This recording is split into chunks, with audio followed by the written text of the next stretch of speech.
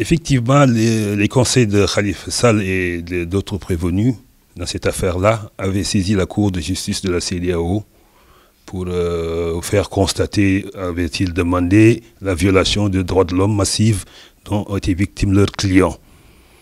Effectivement, dans une première audience, la Cour avait estimé qu'il n'y avait pas d'urgence à prendre les mesures qu'ils avaient sollicitées à l'époque.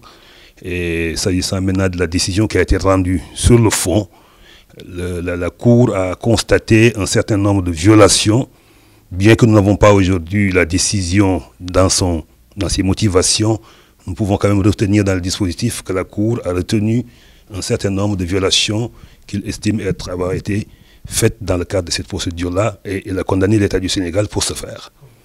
Maintenant, il faut quand même éviter l'amalgame qui consiste de la part de nos contradicteurs à vouloir donner à cette décision une portée qu'elle n'a pas.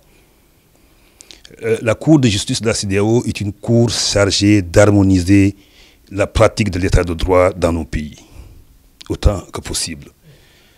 Et c'est pourquoi elle constate et elle sanctionne d'éventuels dysfonctionnements du service public de la justice dans le cadre de procédures judiciaires.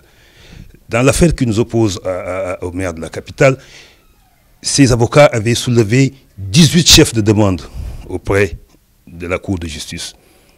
Seuls 3 ont été satisfaits. Il s'agit notamment de la violation alléguée du droit de Khalifa Sall d'avoir un conseil au moment de son interpellation. Il s'agit également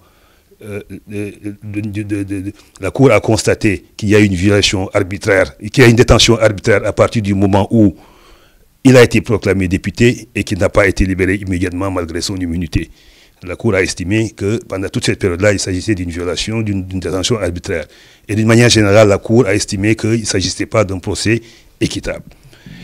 La portée de cette décision, il ne s'agit pas d'une décision qui vient s'insérer dans l'ordonnancement juridictionnel de notre pays. Il ne s'agit pas d'une décision qui remet en cause les décisions rendues par les juridictions nationales dont on sait qu'elles sont souveraines en matière pénale.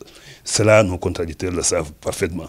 Parce qu'aujourd'hui, demander la libération de Khalifa Sall sur la base de cette demande, de cette décision, c'est essayer de tromper l'opinion sénégalaise. Parce que cette décision n'a jamais dit ça. Cette décision a constaté un certain nombre de violations et a ordonné leur arrêt et a ordonné une réparation. Pour la plupart, c'est des dysfonctionnements qui ont déjà eu lieu et qui se sont déjà passés. Et donc sur lesquels il est impossible de revenir. Aujourd'hui, maintenant, le rôle de l'État du Sénégal qui a été condamné dans cette affaire, c'est de veiller à ce que de pareils dysfonctionnements ne se reproduisent plus dans la procédure. Mais en aucun cas, la Cour n'a dit qu'il faut libérer Khalifa Sall. D'ailleurs, parmi les requêtes les plus saillantes soulevées au niveau de la Cour, il y avait la libération immédiate de Khalifa Sall et l'arrêt du procès. Mais ces 2 requêtes ont été purement et simplement rejetées. Parce que quand vous voyez le dispositif de la décision, qui est le seul disponible pour l'instant, il est clairement écrit que Khalifa Sall a été débouté pour le surplus de toutes ces demandes. Il s'agissait de 18 demandes. La Cour a donné satisfaction à 3 et en a rejeté 15. Voilà la portée aujourd'hui de cette décision-là. Elle ne signifie nullement l'arrêt d'un procès ou l'ordre donné pour libérer une personne. Lorsque vous constatez des violations et que vous estimez devoir faire réparer cette préjudice-là, la Cour a estimé que 35 millions étaient suffisants pour réparer ce préjudice. Donc aujourd'hui, il y a eu un constat. On a sanctionné et on a réparé. Et la réparation, il ne s'agit pas de remettre en cause le procès. Parce que les dysfonctionnements, ils peuvent être des dysfonctionnements dans le cadre de toutes les branches d'activité de l'État du Sénégal. Ici, en l'espèce, c'est la branche judiciaire qui a été épinglée à travers des agents qui l'exécutent. Il peut arriver tout à fait normalement que dans le cadre du fonctionnement d'une nation, d'une république, d'un État plus précisément, qu'il y ait des dysfonctionnements. Quand vous allez en Europe, la Cour européenne des droits de l'homme condamne tous les jours la France, condamne tous les jours l'Allemagne, mais cela ne remet pas en cause la solidité de l'état de droit dans ces pays-là. Absolument pas.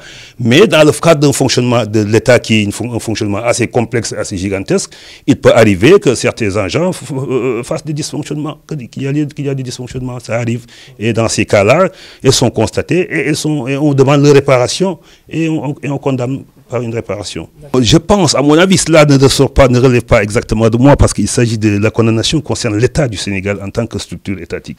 C'est l'État du Sénégal qui a été condamné dans le cadre du fonctionnement de la branche judiciaire, de sa branche judiciaire. Il s'agit maintenant pour l'État du Sénégal d'en tenir compte parce qu'il s'agit quand même d'une cour instituée par un traité dont nous sommes signataires. L'État du Sénégal ne peut pas du tout ignorer l'existence de ces terres-là, mais on ne lui donnera jamais, on ne peut pas lui donner des conséquences qu'il n'a pas. Une condamnation en réparation a été prononcée, il apprendra à l'État du Sénégal de s'en acquitter.